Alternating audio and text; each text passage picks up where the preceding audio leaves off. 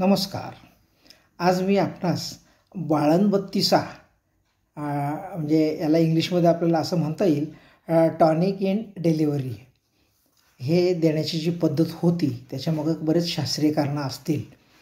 त्याच्यात विशेषतः या बाळंतिणीला बाळंतरोग होत नसायचं, तिच्या अंगावरून पांढरं जाऊ नये, बाळाला दूध वाढावं, तिला शक्तिवर्धक त्या औषधं मिळावं, तिला पोटदुखीचा त्रास कंबरदुखीचा त्रास होऊ नये, तिचं पोट सुटू नये इत्यादी कामासाठी याचा उपयोग होत होता. पूर्वीच्या काळी औषधं फार कमी होते, हीच औषधं दिली जायची. म्हणून आजही बाळंतबत्तीसाला तेवढंच महत्त्व आहे. आजही बाळंतपण दवाखान्यात जरी केले गेले तरीसुद्धा हा बत्तीसा देण्याची जी पद्धत आहे याच्या मागचं कारण तेच आहे. याच्यात मुख्य वस्तू जी आहे ती खारीक आहे, ती 1 किलो घ्यायची असते. याच्यात खोबरं 750 ग्रॅम, याच्यात बदाम-बी 250 ग्रॅम, याला लागते साखर किंवा गूळ 2 किलो, तूप साधारणतः 2 किलो लागतं. तुपात काही वस्तू भाजायच्या असतात, तुपात भाजल्याबरोबर वरूनही तूप टाकण्याची पद्धत आहे.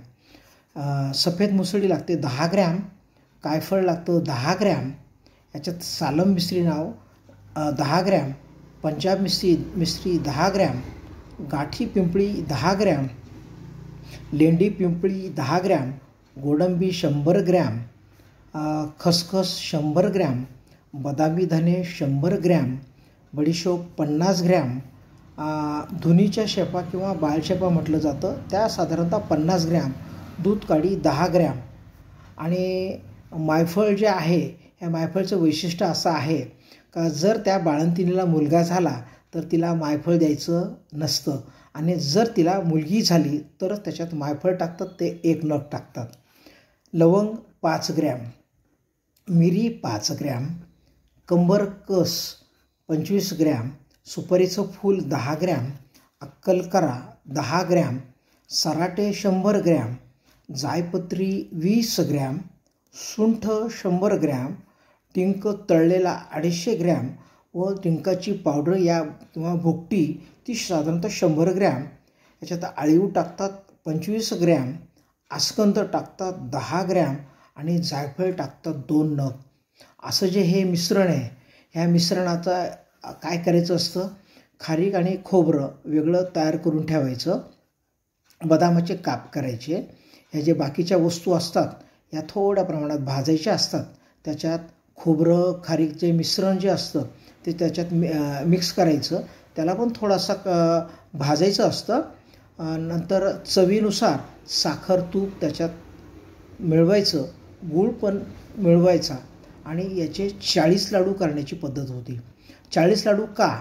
40 लाडू डिलिव्हरीनंतर 5ची झाल्यानंतर आपण ते 40 लाडू म्हणजे 45 दिवस 1.5 महिना देण्याची जी पद्धत होती ती ह्याच कारणास्तव होती. बाळंतिणीला 1.5 महिना आराम मिळेल, या वस्तू तिच्या पौष्टिक म्हणून तिच्या शरीरात जातील, तिला व तिच्या बाळाला त्याचा चांगला उपयोग होईल, असा पूर्वीचा हे होता. कारण आज अशी परिस्थिती आहे, बाळंतबत्तीसाच्या वस्तू नवीन पिढीला माहीत नाही असं मला वाटतं. का त्याचं कारण असं होतं का आजी बत्तीसा वापरायची, मग माझी आई वापरायची, मग माझी आता मंडळी वापरते, उद्या माझी सून पण वापरेल, ही फक्त रूढी चालू झालेली आहे. परंतु बत्तीसा काय आहे हे बऱ्याचशा लोकांना अजून ठाऊक नाही. आणि बत्तीसाचा काय उपयोग आहे, प्रत्येक वस्तूचं जर वर्णन केलं तर फार मोठं वर्णन होऊ शकतं. परंतु ढबळमानाने याचे जे अंदाजे तुम्हाला मापं दिलेत, हे मापं एक सर्वसामान्य मानले जातात. याप्रमाणे करा, बाळंतिणीला चांगलं शक्तिवर्धक औषध घरी द्या, आणि बाळाची सुद्धा याच औषधामुळं निगा राखली जाते, याचा चांगला अनुभव आलेला आहे. आपण करून पाहावा. धन्यवाद.